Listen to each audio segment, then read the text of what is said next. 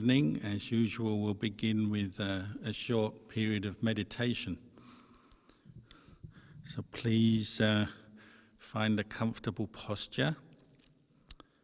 Whether you're sitting on the ground or on a chair, try to keep your back straight. And close your eyes. And for the last few sessions, we've been practicing mindfulness of breathing. But today, I'll just talk about something different, although it's related, what we call body contemplation, or contemplation of the 32 parts of the body, which is another aspect of the first foundation of mindfulness, satipatthana. But because time is short, I'll just talk about one part of the body, the hair of the head, or in Pali it's kesa. So as you sit, keep your eyes closed and just bring your attention inside your body. And you may send your awareness up to the top of your head, where your hair is. So now we're mindfully contemplating hair of the head from the inside. So you don't have to look at yourself from the outside. You're looking from the inside. This is actually the first meditation object you're given when you become a Buddhist monk in the ordination ceremony.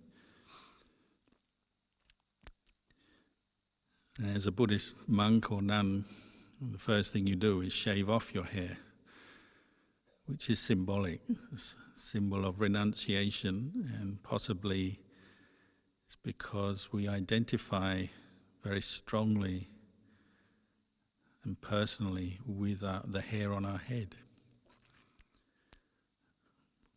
But as we practice meditation on the hair of the head, we're now looking at head hair, or kesa, as an object of awareness.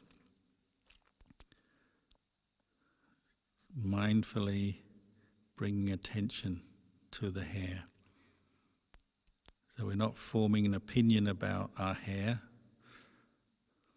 We're not looking at it from the outside, like when we look in a mirror and having a reaction. I like my hair, I don't. This is right, that's wrong. Now we're looking at hair as Dhamma, just as the way it is in truth, in reality. So as we've closed our eyes and put our attention up at the top of our head, the next step is actually bring up in your mind's eye a visual image of your hair. So you need to use memory for this. Just try and visualize the clump of hair sitting on top of your head. Even if you have a shaved head, you'll still have a very small amount of hair poking out of your skin. Or you may have very long hair. Doesn't matter. So you're aware of your normal hair color. But now you're just looking with your mind's eye at a pile of hair sitting on top of your head.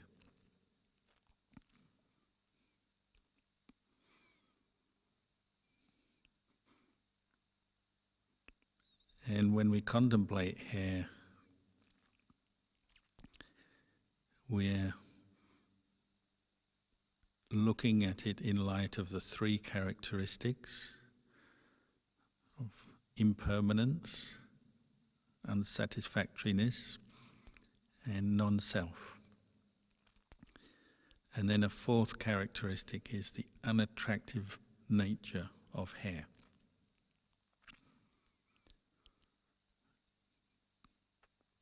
So as you visualize this clump of hair sitting on your head, you can question or reflect on the nature of hair. Where does it come from? It grows out of hair follicles, holes in the skin. It's actually fed by blood from within the body, pushing up hair cells. And that's why hair is always getting longer. That process is a natural process. It happens whether you like it or not. It's not something you can control. Every day hair is pushing up, getting longer. Eventually hair drops out. If you leave it alone long enough, it'll start to drop out. Not all at the same time, but every day we lose some hair on the head. Often we cut it before it drops out. But hair keeps growing longer. Eventually it drops out. It's impermanent.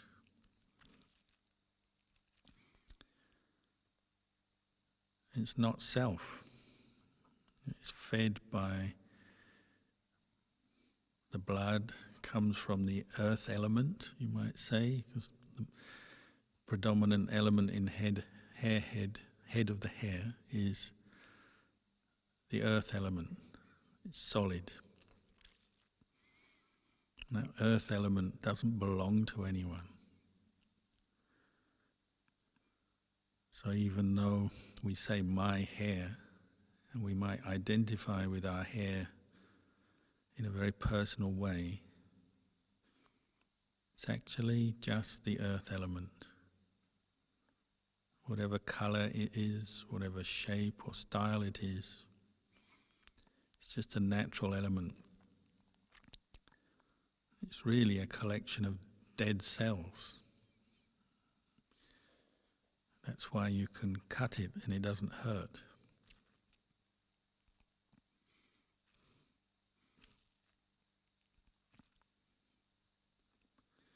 You're learning to look at your hair in a new light. And the last of the characteristics is the unattractiveness of hair. When we are mindful, clearly contemplating our hair, we have to admit it smells because it mixes with grease. If we don't wash it, then it smells more and more. It's a place where dust and dirt gathers. If you shine a light on your hair or someone else's hair, you'll see a lot of dust there. It even becomes a place where germs and bacteria can thrive, even sometimes creatures, tiny little bugs that we can't see.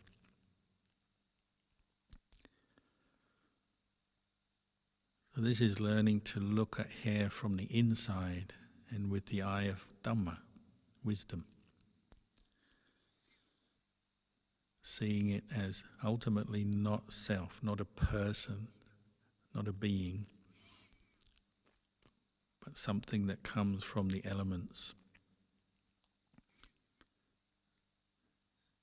And going back to the elements. So imagine you pick up a hair from your head, a loose hair. Just in your mind's eye, put that hair in your hand. And looking at a single hair in your hand can teach you about all the other hairs on your head. When you look at one single hair, that sense of personal identity fades. A hair in your hand you're no longer concerned about, what it looks like, its shape, its colour. It's now just something you've cast off. It's come away from your head. You may even find it ugly, undesirable.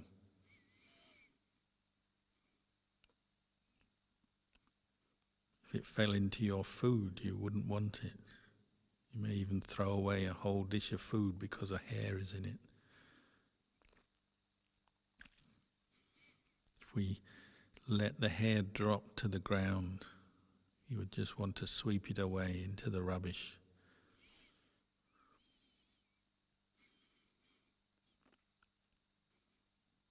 Every 2 weeks, Buddhist monks, we shave our hair. And we let the hair we've shaved off go. Often we just put it into the forest. It just mixes with the earth and the leaves on the forest floor. And after a while it totally disappears, decomposes, goes back to the earth element.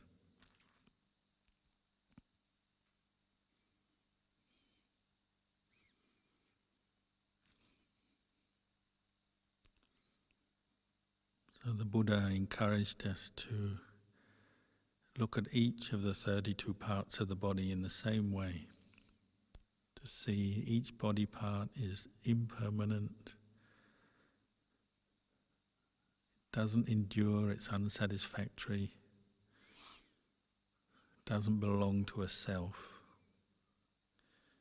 and it's unattractive.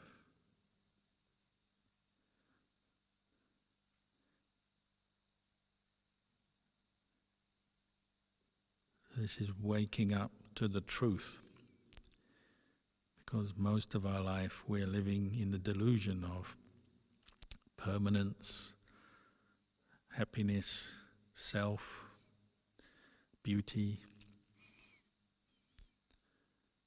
and we ignore the other side of the truth, impermanence, unsatisfactoriness, not self.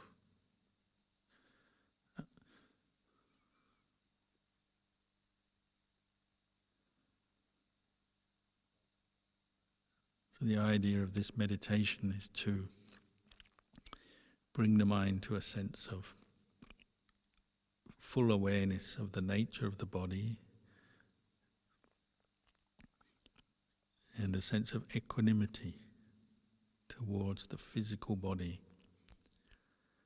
and a sense of separation between the mind that knows and these 32 parts of the body. Ultimately, we're detaching from the body, from that view where we identify with it as a self, and seeing that body is actually not self, something we can let go of.